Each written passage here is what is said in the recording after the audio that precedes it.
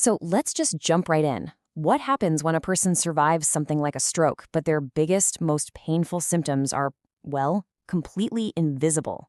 We're talking about a constant internal struggle that no CT scan or X-ray can ever pick up.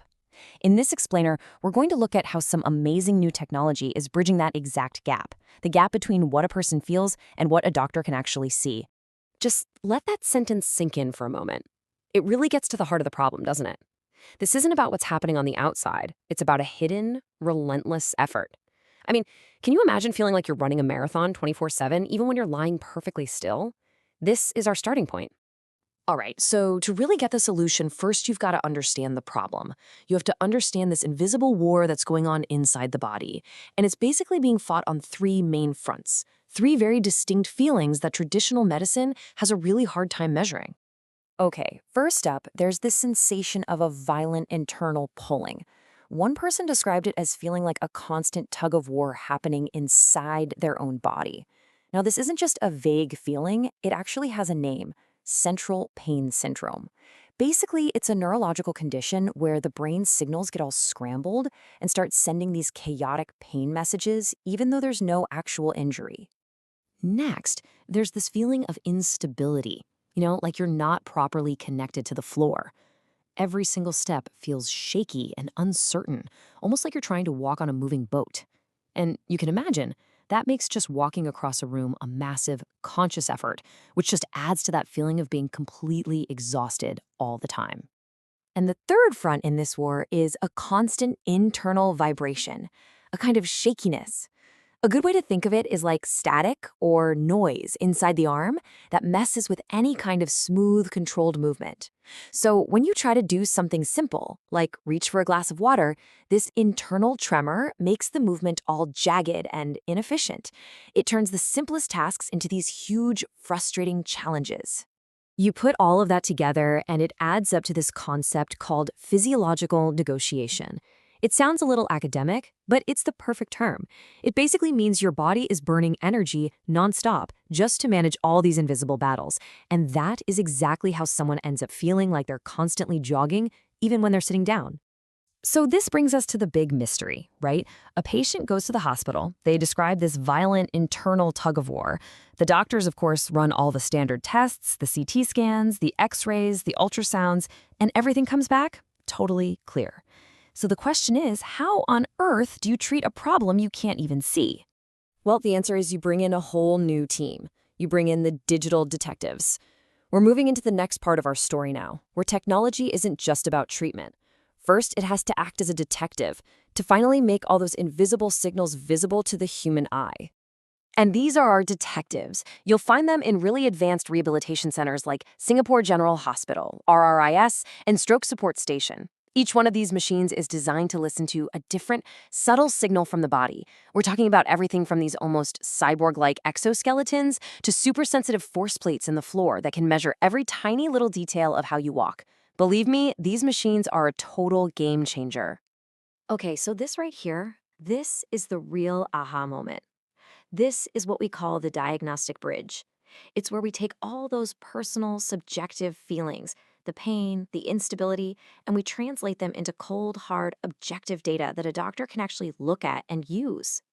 This is so cool because it connects all the dots. Remember that violent internal pulling? Well, the HAL exoskeleton can actually see it as a map of bioelectrical signals. It's reading the electrical static right off the skin. That grounding instability, Kistler Force Plates measure it as data, proving if a foot is just kind of skimming the floor instead of planting down firmly. And those internal vibrations, the Armeo Spring robot arm turns that into a graph that shows a jagged, inefficient line instead of a smooth one. All of a sudden, the invisible is right there on a screen. So this new data really gives us two different ways of looking at the problem. Kinetic data is all about the forces causing the movement. The electrical signals, the impact with the ground.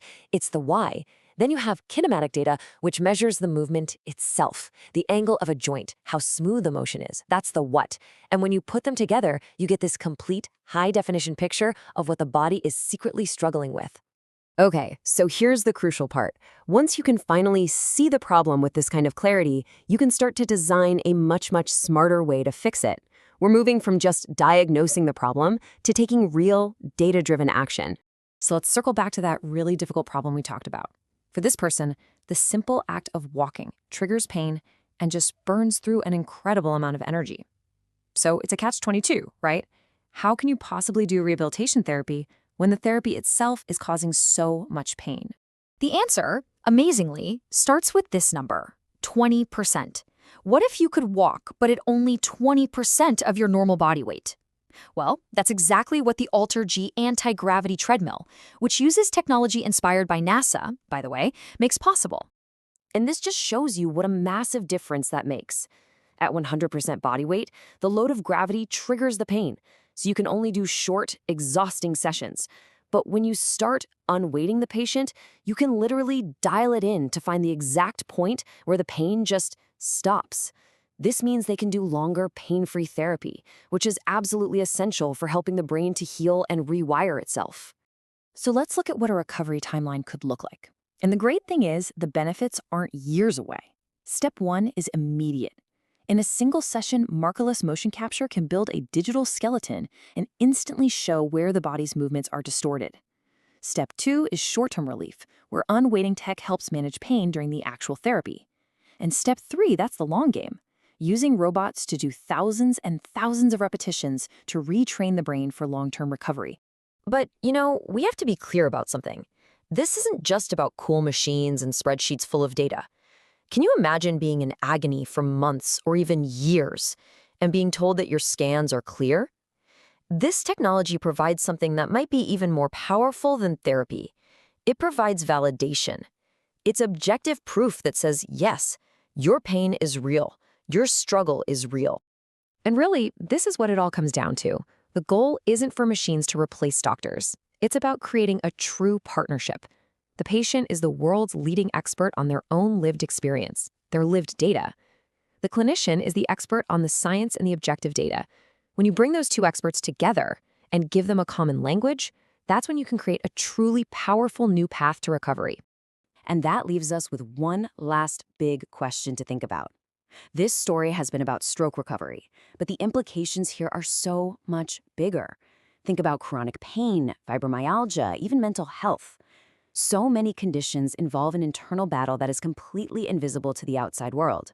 So the real question is, how might the entire future of healthcare change once we finally have the tools to truly see the invisible?